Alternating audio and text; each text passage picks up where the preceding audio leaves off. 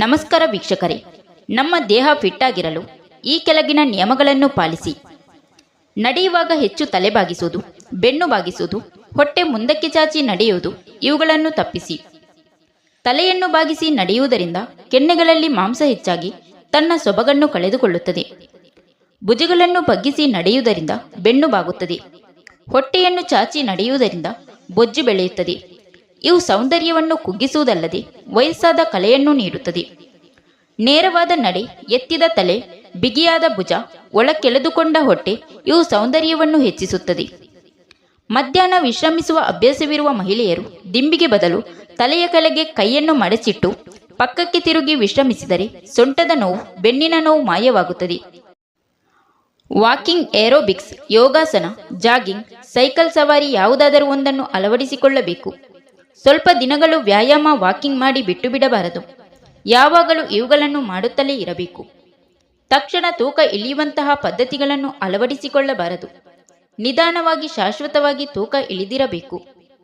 ಯೋಗಾಸನಗಳಿಂದ ವ್ಯಾಯಾಮ ದೊರಕುವುದಲ್ಲದೆ ಅಂಗಾಂಗಗಳಿಗೆ ಆಮ್ಲಜನಕದ ಪೂರೈಕೆ ಸರಿಯಾಗಿ ಆಗಿ ಶರೀರಕ್ಕೆ ಹೊಸ ಚಾಲನೆ ದೊರೆತಂತಾಗಿ ನವಚೈತನ್ಯ, ಮನಸ್ಸಿನ ಉಲ್ಲಾಸ ಅಭಿವೃದ್ಧಿಯಾಗುತ್ತದೆ. ವ್ಯಾಯಾಮ, ಏರೋಬಿಕ್ಸ್ ಮಾಡುವಾಗ ಲೈಟ್ ಮ್ಯೂಸಿಕ್ ಹಾಕಿಕೊಳ್ಳಿ. ಮನಸ್ಸಿಗೆ ಉಲ್ಲಾಸ ನೀಡುವಂತಹ ಸಂಗೀತ ಕೂಡ ದೇಹದಲ್ಲಿ ಹೊಸ ಚೈತನ್ಯ ತುಂಬುತ್ತದೆ ಮತ್ತು ರಕ್ತದೊತ್ತಡ ಕೂಡ ನಿಯಂತ್ರಿಸುತ್ತದೆ.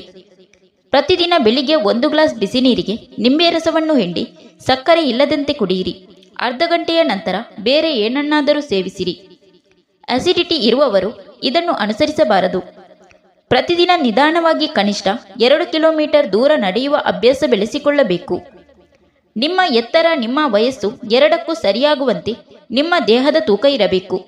ದಿನಾಲು 1 ಗಂಟೆ ವ್ಯಾಯಾಮಕ್ಕಾಗಿ ಮೀಸಲಾಗಿ ಇಡಬೇಕು. ವ್ಯಾಯಾಮ, ವಾಕಿಂಗ್ ಯಾವುದೇ ಇರಲಿ ಅತಿ ವೇಗವಾಗಿ ಅಥವಾ ಅತಿ ನಿಧಾನವಾಗಿ ಮಾಡದೆ ಕ್ರಮಬದ್ಧವಾಗಿ ಮಾಡಿದರೆ ಮಾತ್ರ ಲಾಭ ಕಾಣಬಹುದು. ನಿಮ್ಮ ದೇಹದಲ್ಲಿ ಯಾವ ಭಾಗದಲ್ಲಿ ಹೆಚ್ಚು ಕೊಬ್ಬು ಇದೆಯೋ ಅದನ್ನು ಕರಗಿಸಲು ಮೊದಲು ಗಮನವಹಿಸಿರಿ. ನಿಮ್ಮ ಉಡುಪು ಸದಾ ಸ್ವಚ್ಛವಾಗಿರಲಿ ಹಾಗೂ ಅತಿಯಾಗಿ ಬಿಗಿಯಾದ ಉಡುಪುಗಳನ್ನು ಧರಿಸಬೇಡಿ.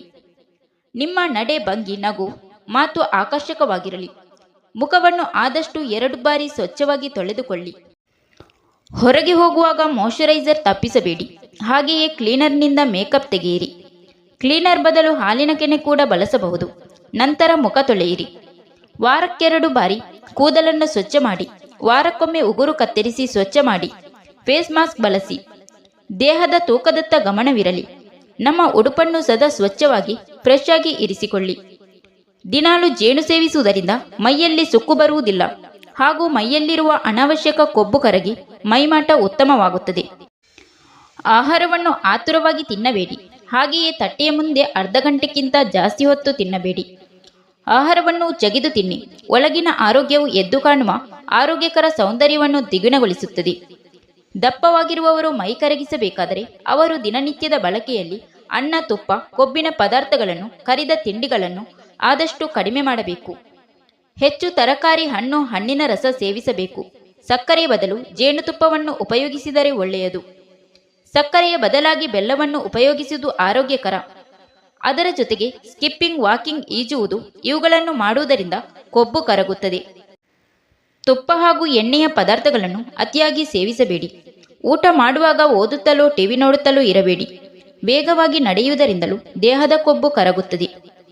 Thank you for watching. ಸ್ನೇಹಿತರೆ, ವಿಡಿಯೋ ಇಷ್ಟ ಆದರೆ ಒಂದು ಲೈಕ್ ನೀಡಿ. ವಿಡಿಯೋನ ನಿಮ್ಮ ಫ್ರೆಂಡ್ಸಿಗೆ ಶೇರ್ ಮಾಡಿ. ಚಾನಲ್ನ ಸಬ್ಸ್ಕ್ರೈಬ್ ಮಾಡಿಕೊಂಡು ಬೆಲ್ ಐಕನ್ನ ಒತ್ತಿ.